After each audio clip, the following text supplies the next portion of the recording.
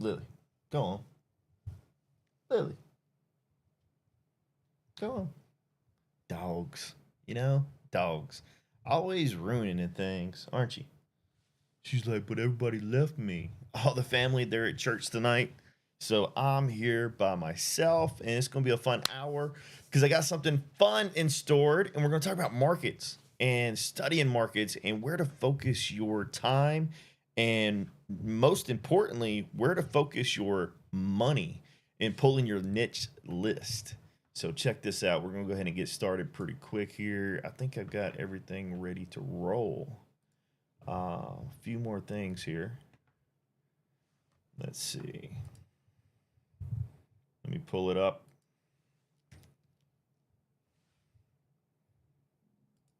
Oh, yeah. All right.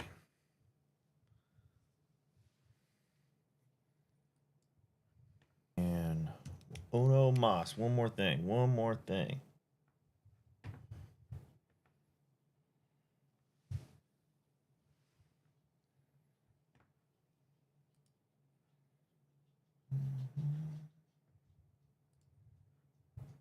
All right.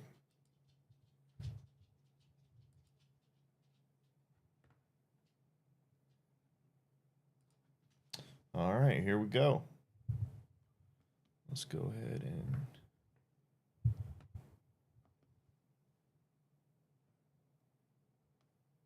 uh-oh. Uh-oh. Tech problems.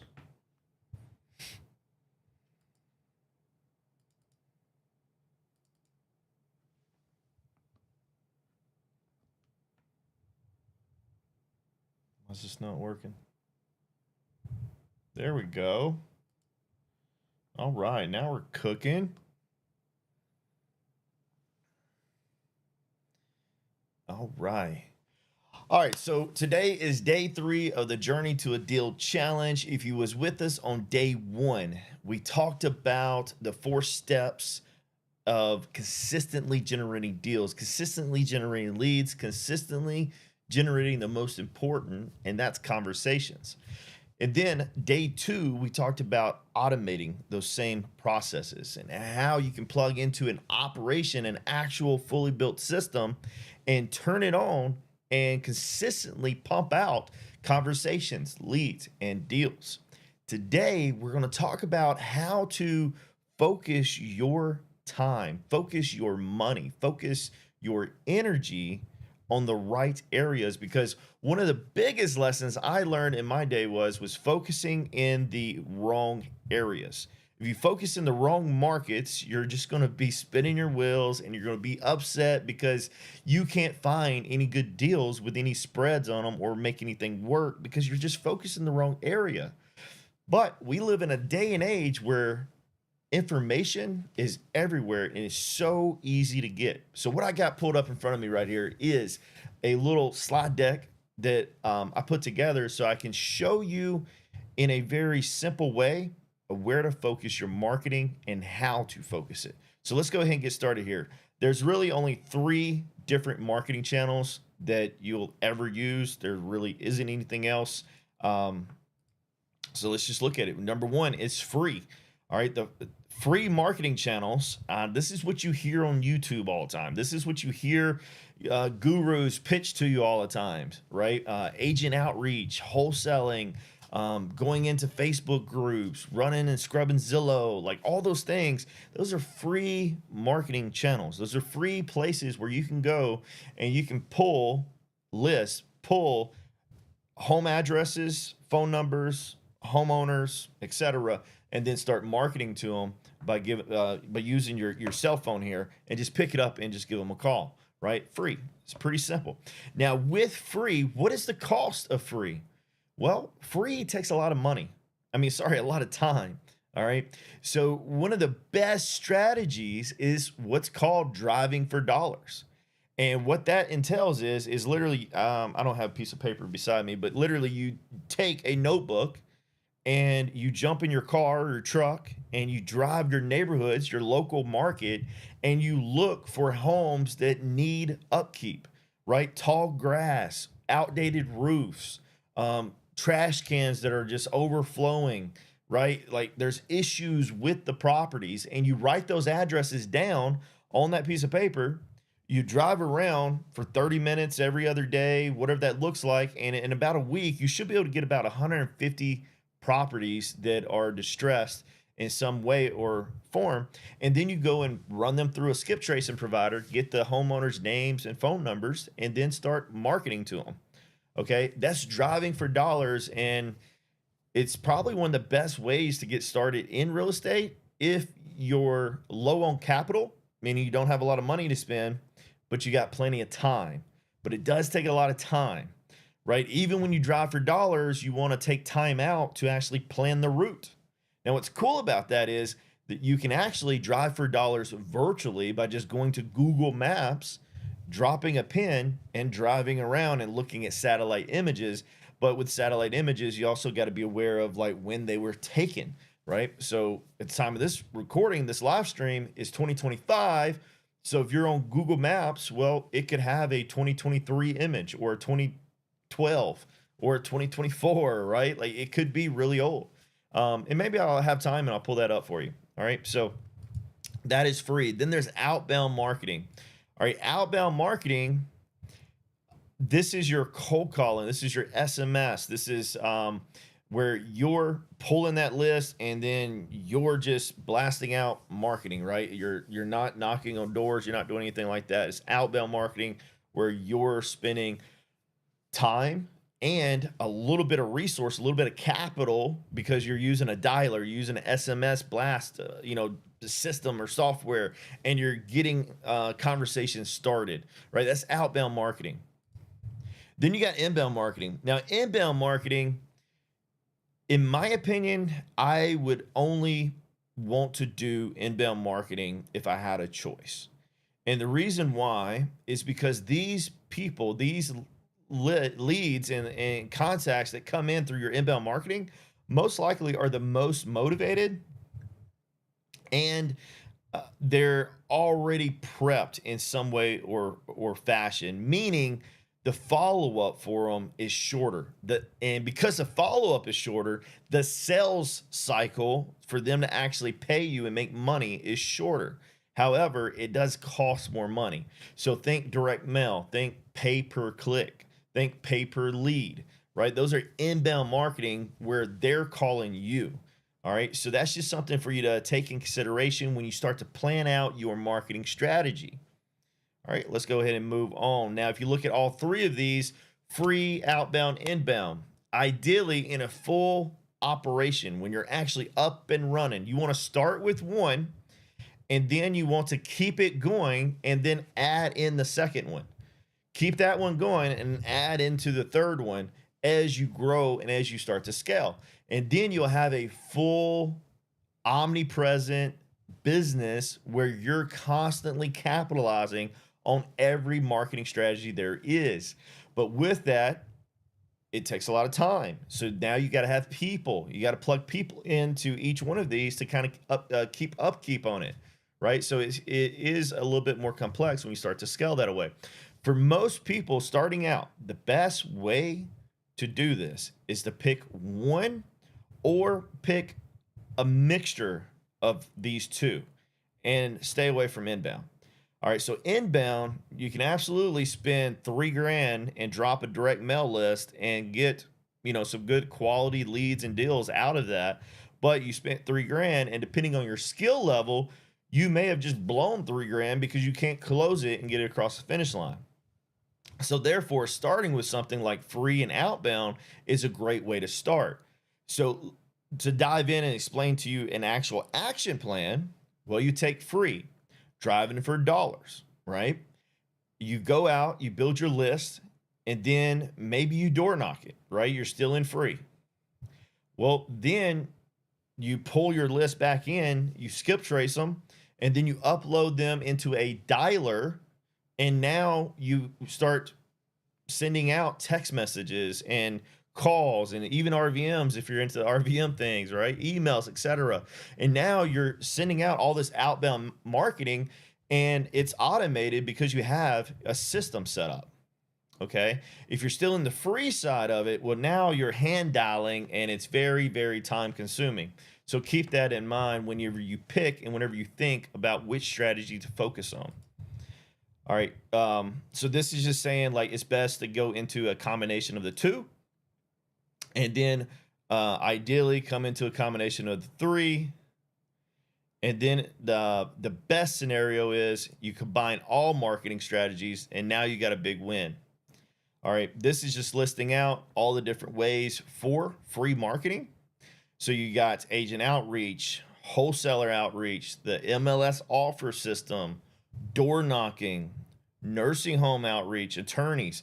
Now, out of all of these, I would caution you from jumping straight into things like going to nursing homes and going to attorneys. That is a skilled strategy. All right. You can't just show up at attorney and say, hey, do you have anybody that's going through bad times and they might need to sell their house? Like, an attorney's just going to laugh at you. He's like, dude, I would not put my name in front of you. I don't know you, I don't like you, and I don't trust you. So you got to build that.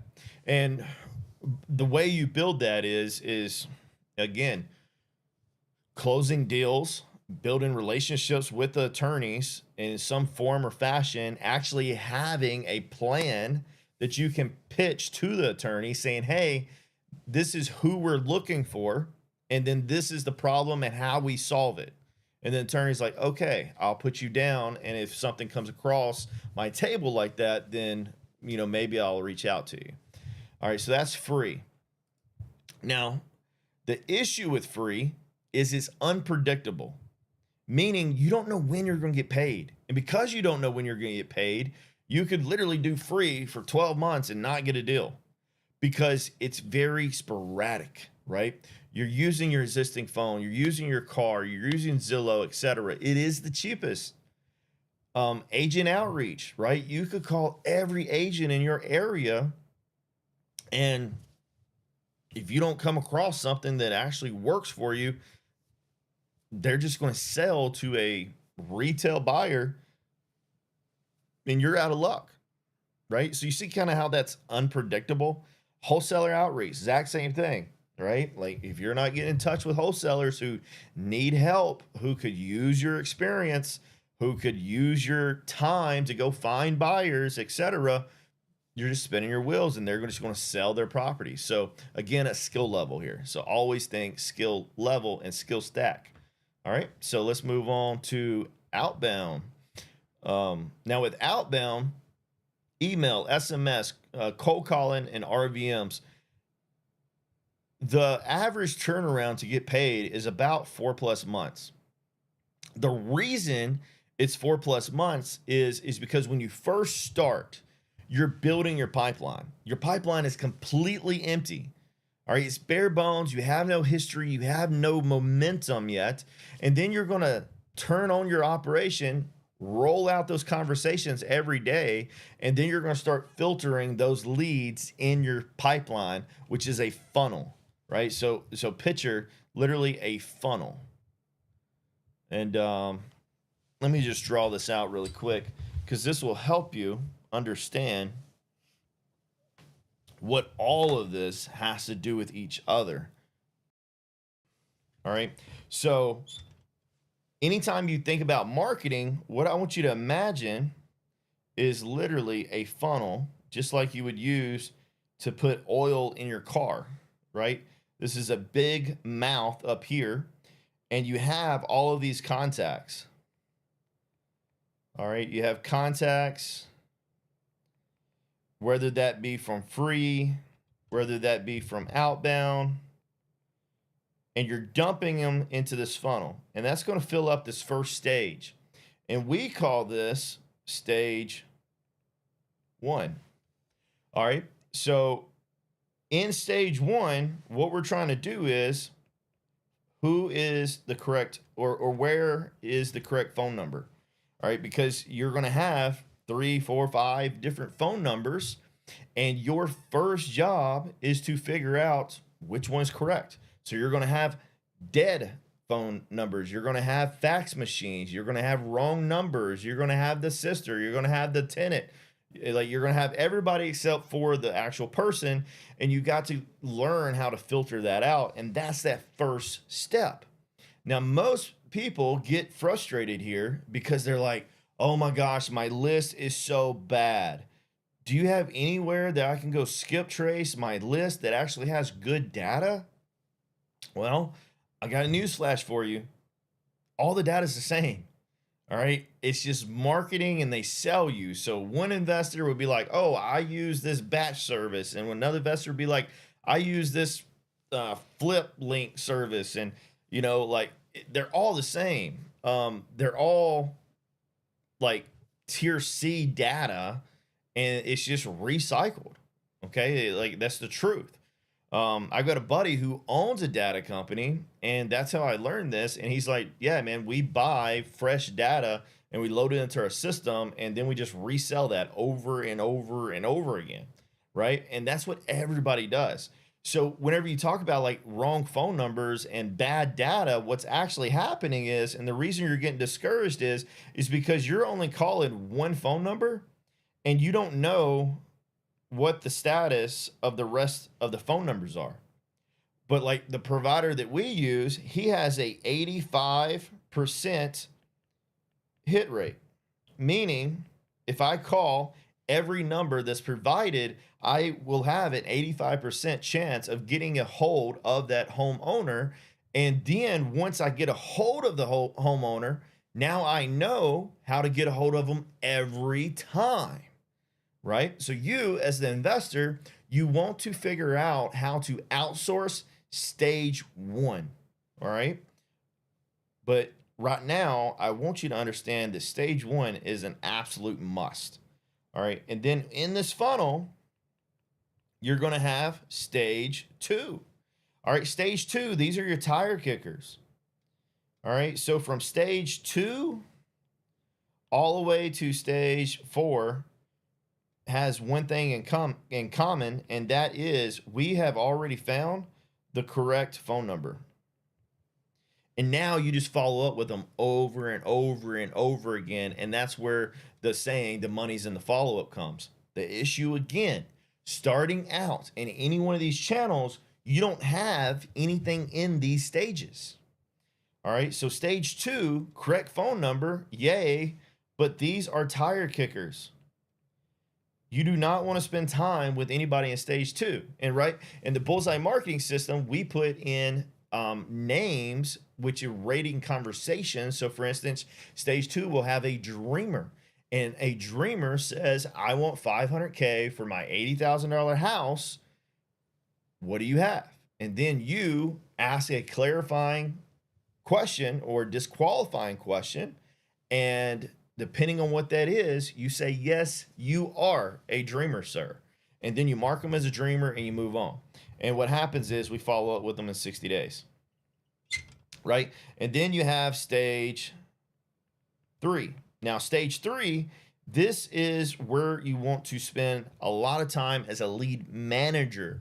You're building those relationships, right? So stage three, this is pretty much 30 or less days in follow-up. So we follow up with them every, here, it's actually 3, 10, and 30. All right, that's all of our stage three follow-ups, and we just rank them out. And again, we're ranking those conversations, putting a lead manager on them, letting them spit out. And then down here at the bottom, the last stage is stage four, and this is where deals actually come from. The issue is you have to get there. All right, you have to get and build up your pipeline, and I'm showing you how to build up your pipeline.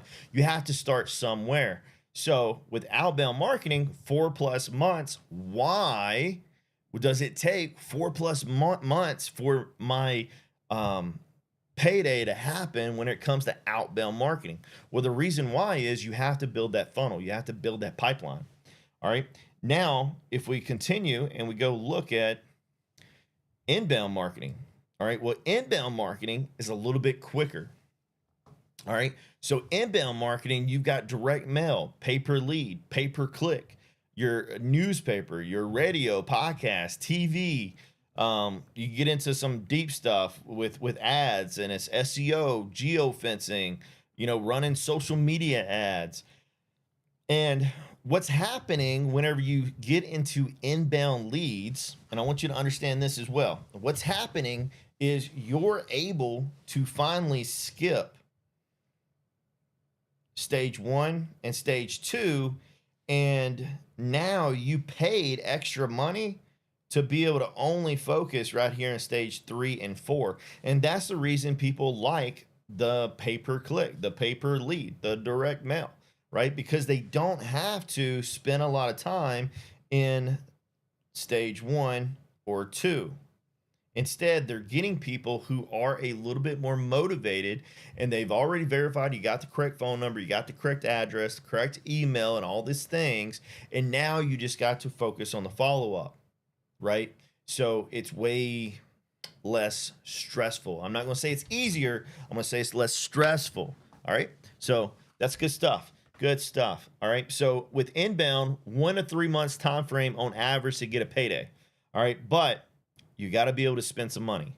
You got to be able to spend about 5K and have no regrets if you don't profit off of it. All right. So let's move on.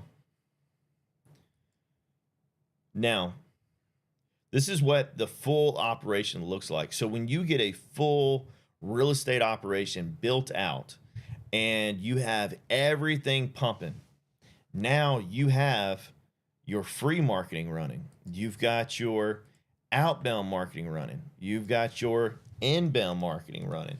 You have a person working stage 1 in all of these. You have a person working stage 2 in all of these. You have a person working stage 3, and then you have a closer working stage 4, and the compound effect starts to happen. And now all of a sudden you're moving because you actually have a business. All right. Hopefully you get that. This is awesome. All right. Well, come on. That is it. All right. So hopefully that gave you value and just clarity. All right. My only goal is just to give you clarity on where you need to start.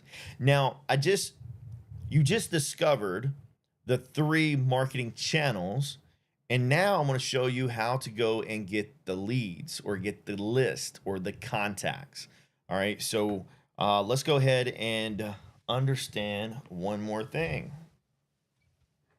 When it comes to people talking about deals, leads, list, contacts, let's go ahead and define these. All right. So a lot of people, they'll be like, I generate 50 leads every day. And what they actually mean is, I have 50 conversations every day. All right. So the way it works, and your goal should be to have an operation something like this. In the Deal Boss Project, like, our members are going to generate about 300 conversations daily whenever their system is fully turned on and ramped up. All right. Now, out of those 300 conversations, they're probably going to generate anywhere between 15 to high side 20 leads a week. And then that's going to end up converting anywhere between 2 to 5 deals a month. And again, this is depending on skill level. Certain people can make these numbers increase. Other people, they'll see lower numbers. With the Deal Boss Project, and what we set you up with is, this is a guarantee. All right. You can't get that anywhere else, right? You can put somebody on a dialer and they're going to get a lot of no answers and all the other things, right? What we give you is an omnipresence, where you have a dialer rolling, you have SMS rolling. If you're okay with it, we'll set you up with RVM, and then we'll set you up with emails as well. And what happens is, email response is pretty low. Dial response is pretty low. SMS response is pretty low. RVM is pretty low. But when you combine them all, now you start to really crank out some conversations and you start to get a good conversation flow. All right. So if we had to say what happens with all of these, people on the dialer, they get frustrated because of no answers and wrong numbers. And now they're like, my list is bad. It's like, no, your list isn't bad. You need to cycle to the next phone number, and then you need to call that number and figure out what that looks like. Right. And with our system, all you do is just mark it as wrong, move on to the next contact, and it's going to automatically cycle to the next phone number, which is super cool. So imagine you're being on phone 1, and then you mark it as wrong. You move on, and the system, this is an arrow, by the way, is going to take it and it's going to automatically load phone 2. And then it's also going to go ahead and take the notes for you. Right? So now you don't even have to worry about this. And now you start to catch some data. So, when you pull one list and you skip trace it with one provider, that provider may not be good in your market, right? He may be having old data, etc. Now it is all pretty much the same. All right. Don't go down that rabbit hole of like a bunch of good data, bad data, etc. It's all pretty much the same. All right. And if you want to prove me wrong, I would love to know your numbers and we can compare notes on it. But all of the list providers and the data providers are giving you pretty much the same phone numbers, same addresses, same contact information.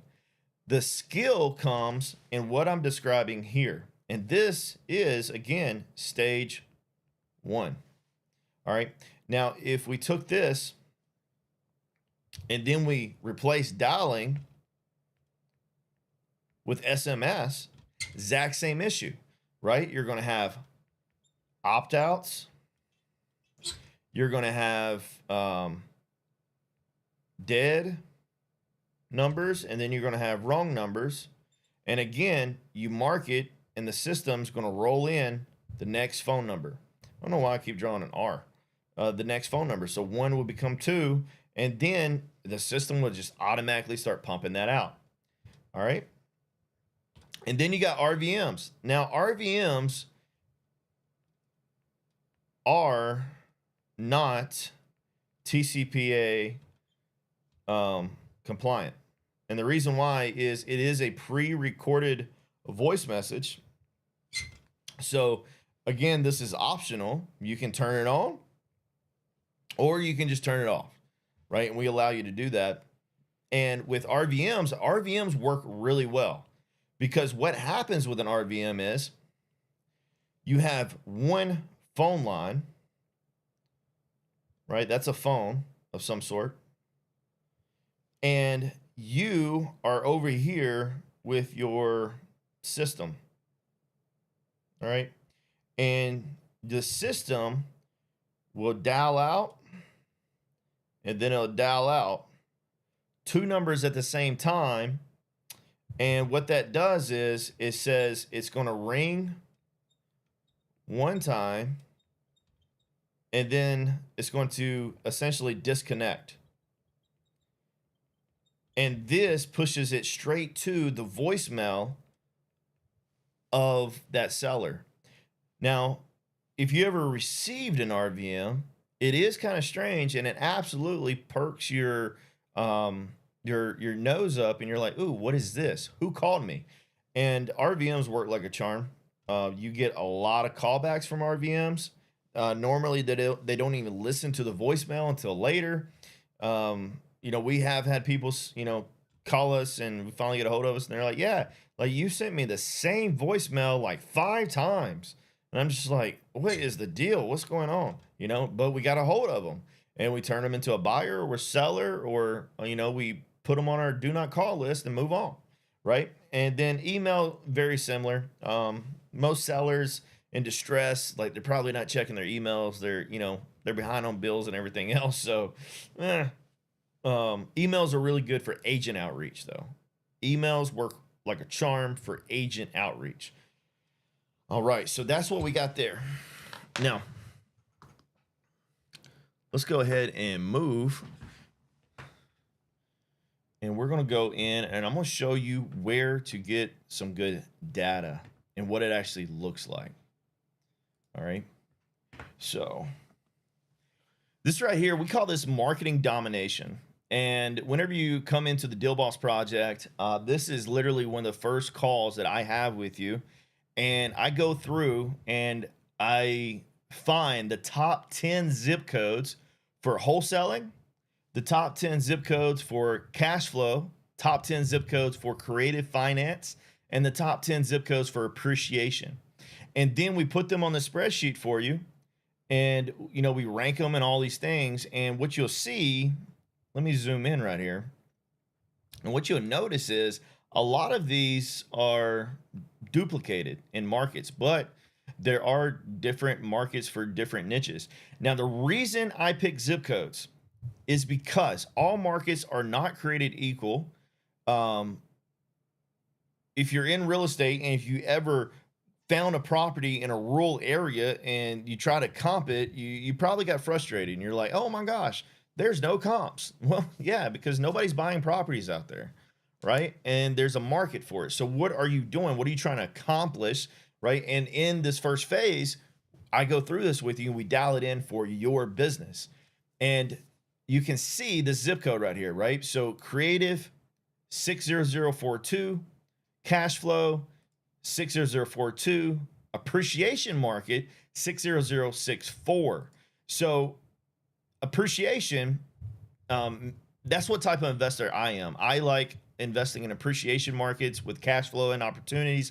I'm still not a big wholesale guy. I'll absolutely do, you know, a lot of wholesale deals, but like I don't focus on wholesale deals. Instead, I want to focus on appreciation markets with cash flow. And that's the reason, you know, I discovered this in my own business because now I can focus on this and I can understand what markets I need to focus on and what markets I need to stay away from, right? And this clearly gives you this. Now, after we build this for you, you take all these zip codes and then I'm going to take and we'll go into a skip trace provider where we'll literally go in and find the most distressed properties in the market. All right. And then we're going to pull that list and then we're going to put in your system and we're going to turn your system on for you. So you can see every one of these, right? Here's the wholesale market, the top one, population. You got the medium home value, the flip score for the wholesaling there. You know, a lot of good numbers. Like if you're into numbers, like this is right up your cup of tea. If you're not into numbers, disregard everything I'm showing you right now because for the most part, once this is done, you never have to look at it again because you don't have to understand all this. And if this is your thing, great, I'll teach it to you. But for most people, this is a waste of time for them if it's getting done. Now, if you're not doing this, this is probably the best use of your time in the beginning because if not, you're going to be pulling a list of 10,000 records, blasting to these people, and then you're going to be discouraged because you're not making money.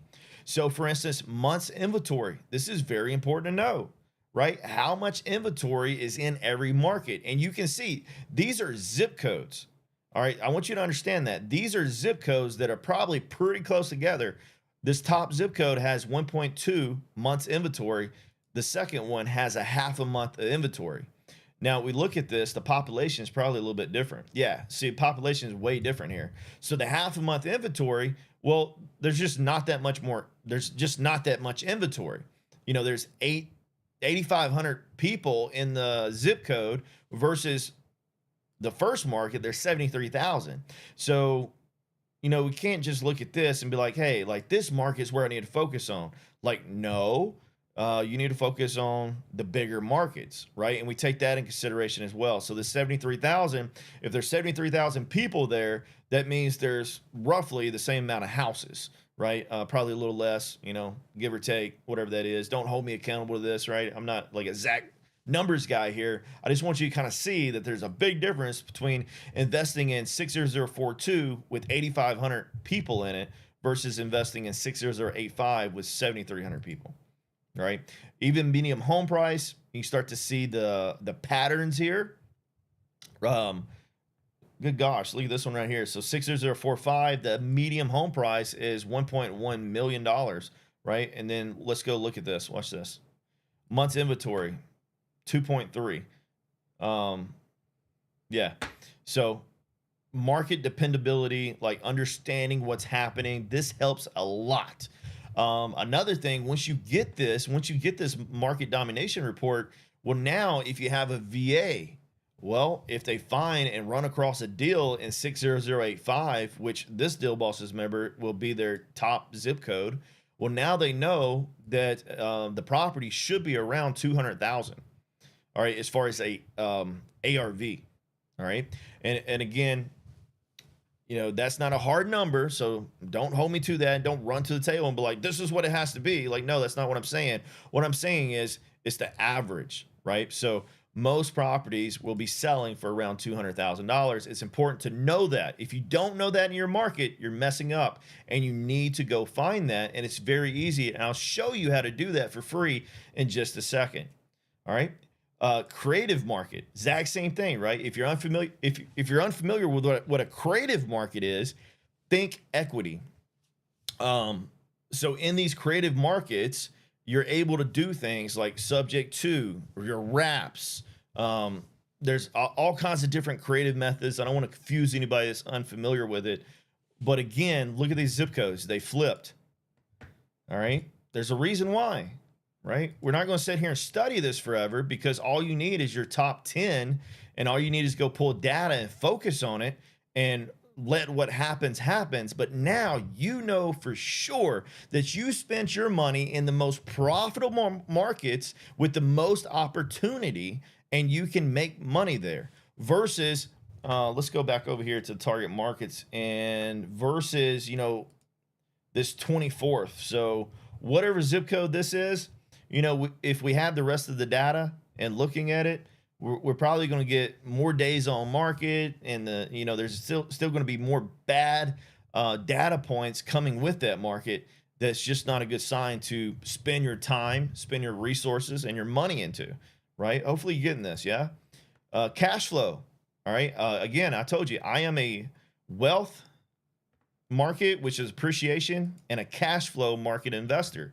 This is what I care about, and I know that. So if you ask me about my market, like, I'm gonna spit out exactly where I need to be, and I know that like the back of my hand, right? So anywhere where I'm buying it, I can tell you these things.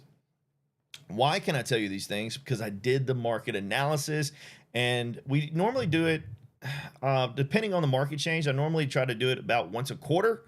This isn't something you got to do all the time. And it's very simple to stay up to date, like very simple. All right.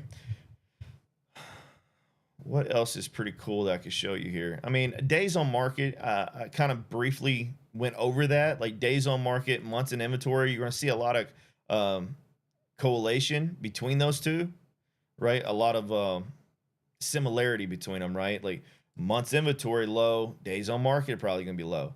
Months inventory high, well, that proved me wrong. So 233, that proved me wrong. In a lot of markets, months inventory high, days on market will be high, right? Supply and demand, simple as that. All right. So that is your market analysis report. Now, how can you do this in your market? Well, check this out. You got a free resource called Zillow. Let's go ahead and pull this up real quick. And Zillow is super cool. Actually, Zillow, Realtor.com, Redfin, all those people, all those companies, they're just third-party what's it called? Aggregators, data aggregators. So essentially, they're pulling all the market from the MLSs and putting it on one platform, and they're studying data. They're doing the exact same thing I just showed you on a spreadsheet. And it's a little bit harder to comprehend and understand, but at the same time, it's here. So go to research. Notice I scrolled all the way to the bottom, click on research. And then once you're here, I always mess this up. Don't listen to the first couple of things I'm about to say. I'm gonna have to find it really quick. I think it's dashboards. Yeah, dashboards. So go to dashboards, And now you can see this market one pager.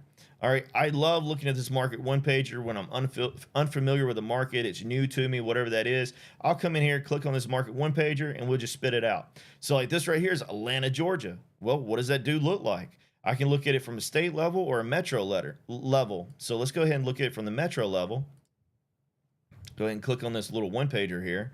And now I can see in Atlanta, Georgia, typical home value around 370,000. Rent typically around 1,900. Active listings 25 versus 26 pre-pandemic.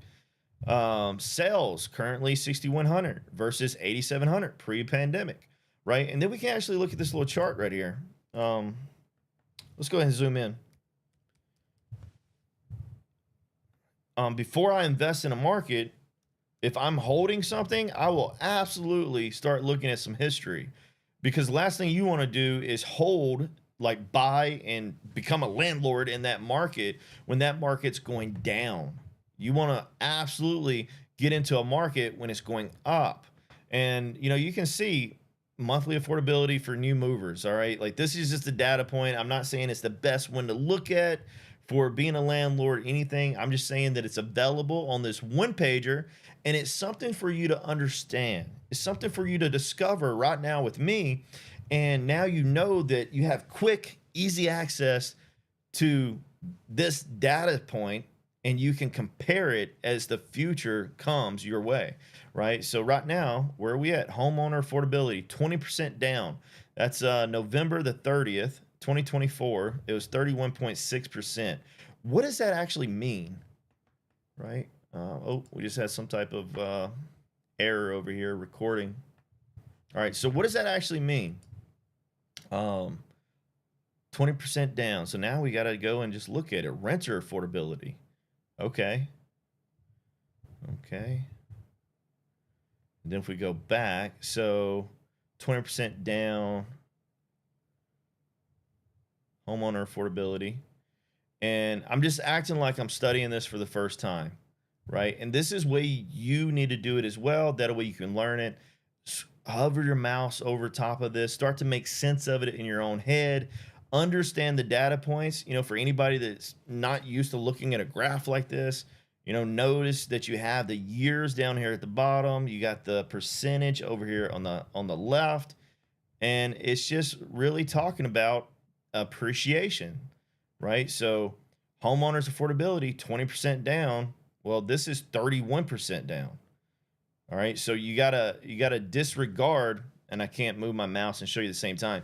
You got to disregard homeowner affordability 20% down. That's not what that means. This is saying homeowner affordability 30.7% down, right, from what it was. So that means that home prices are elevated.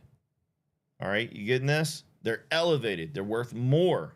And then if I come back down here to 2013, all right, and now it's 15.2%, right? You start to see these patterns. And you can look at markets. I kind of geek out on this every once in a while, and I'll start to compare markets that we're thinking about investing in and just compare them to each other. And I'll look and see what happened during, the 08, 09 crash and go from there. And then I'll look at what happened during the pandemic. You know, the pandemic was really interesting, right? With COVID, man-made disaster. It wasn't really like the 08, 09 crash where everything popped. Like instead, the pandemic was everything got shut down, right? So what I mean by everything popped, bankruptcies, foreclosures, everything else, it directly impacted the housing market.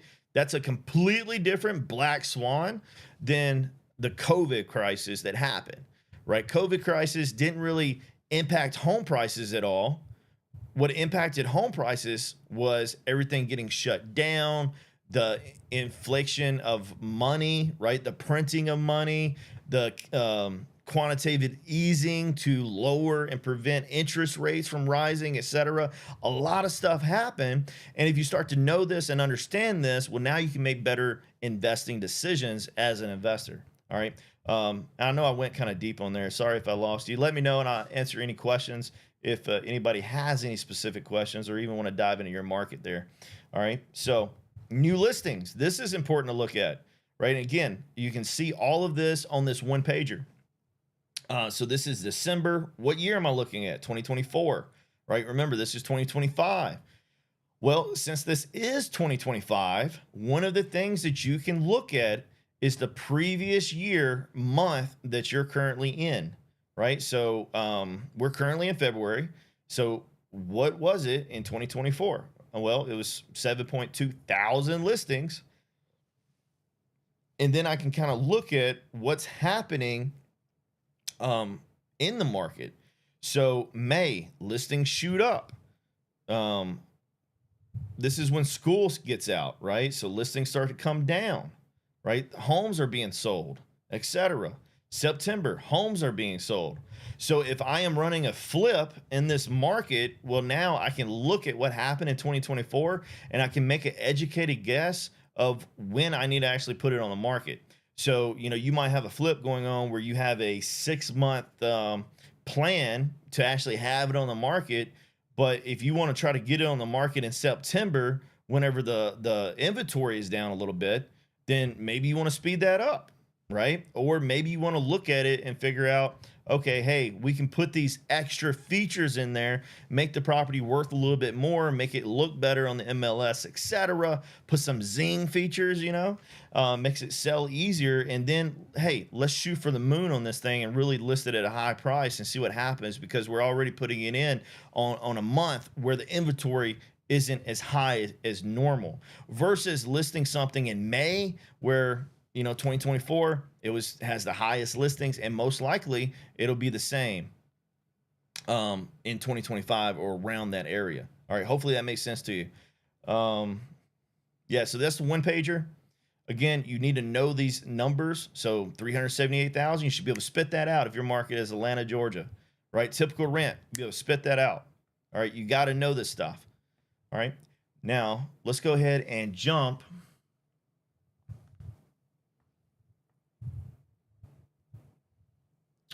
And I'll show you list pulling. Now, if you want to pull free data, this is a sheet that I can send you. It's just a bunch of county list sources, and you can pull code violations, foreclosures, liens, probates, fire damage properties, right? And all this is county records.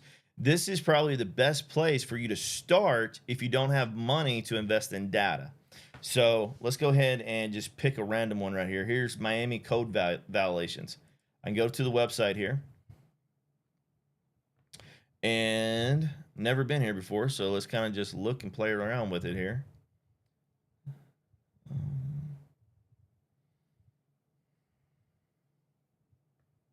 Violator name. Search cases. Ports. All right.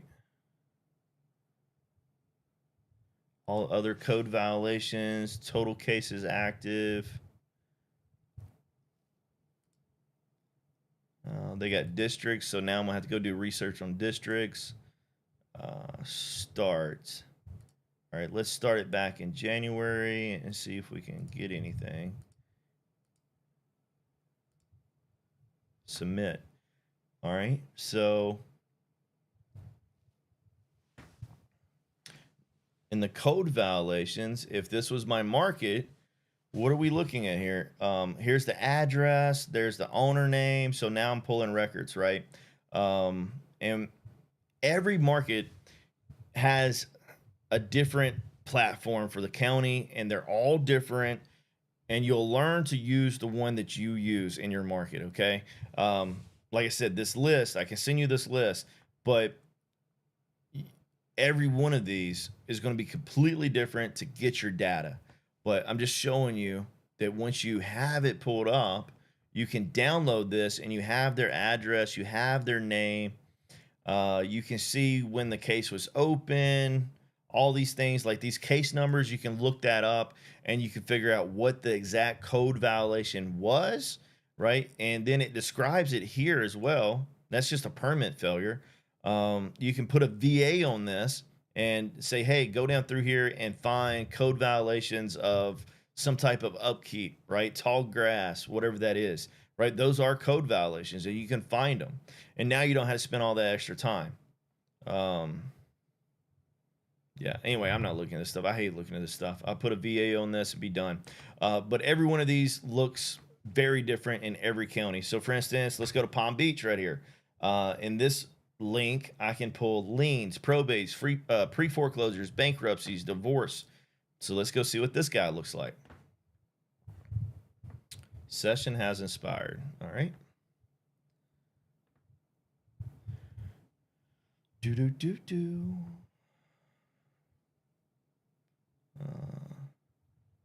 All right. I'm going to guess record data search would be a good place to start.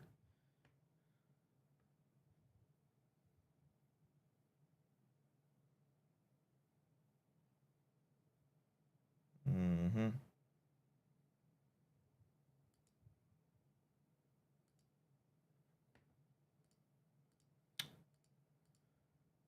All right. I'm not going to lie to you. I would just be clicking around until I figure this out, and I'm not going to torture you that way. But in this link, you can absolutely go and you can find that county's data for liens, probates, pre-foreclosures, bankruptcies, and divorce. And then you can go and push that data to a skip trace provider. And now you've got a very, very targeted niche with pain points, and you're focused on the best potential or best opportunities in your market. All right, you getting this? Like, this is good, right? So this entire list, there's more to it. List is very long. There's a lot of places out there.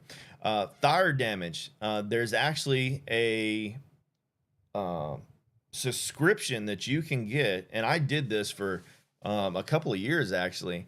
And you subscribe to this fire reporting company, and you tell them, hey, this is where I want to get all of the reports, and they will literally send you an email and a text message whenever there's a fire. So whenever the fire department gets called, they get notice, and then they send that information to you, and then you can turn that into a list source for your real estate business, whether that be going out door knocking on them, like saying, hey, what's your plans, whatever that is, or just rolling them into your outbound marketing approach or your direct mail marketing approach, etc. You can plug it in on all of them.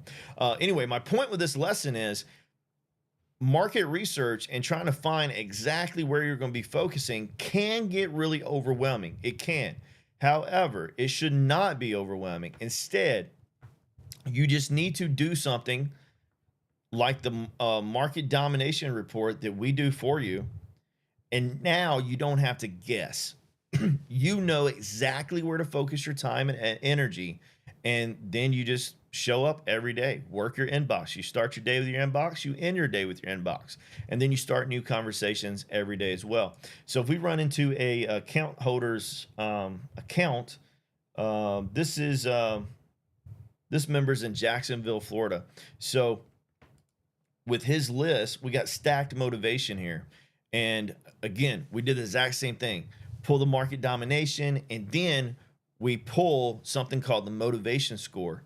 And with the motivation score, this is going to tell you that they have more than one pain point. So this entire list, he doesn't have a contact in here that was not flagged for 3 or more pain points, meaning divorce, pre-foreclosure, liens, etc. Right? There's a list of them. There's like 7 of them.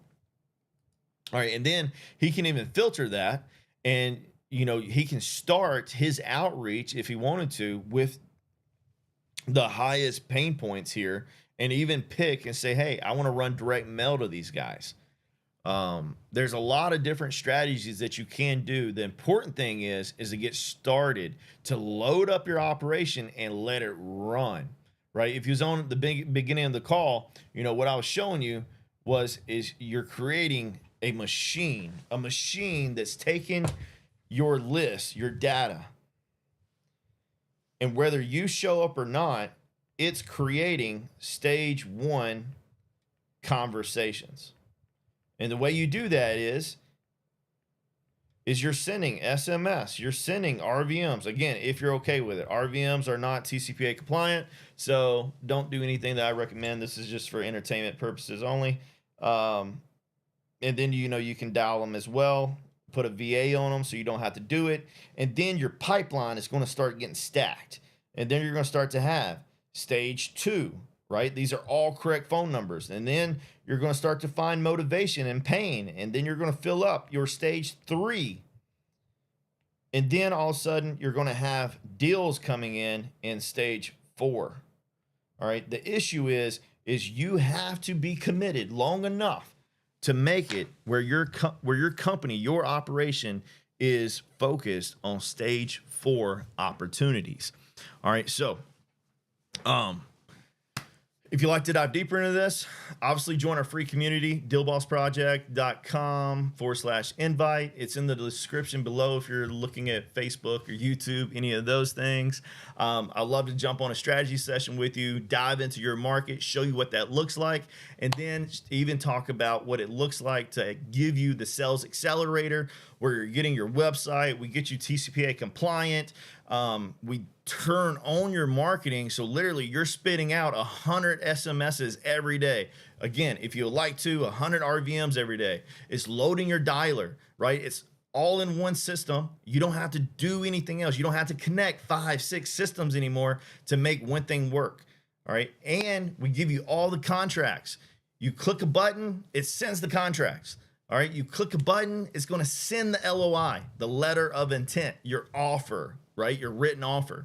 We do it in email form and we do it in contract form. There's a bunch of strategies I can work with you on. The thing that I want you to hear and understand, you have to get started because it's worth it on the other side. You can be the one if you choose to be the one and take the first step. Take the first step and start working towards actually having a real business. The reason I am doing this in the Deal Boss Project is I have seen too many of my friends give up, waste tens of thousands of dollars because they joined some type of mastermind who gave them a bunch of videos, but they never gave them the vehicle to actually be successful. That's what I'm giving you. We're giving you the vehicle to be successful. Jump in. It's free to start. And I love to talk to you and see what it looks like to work your market. All right, stay blessed by the best, and we'll catch you on the next time.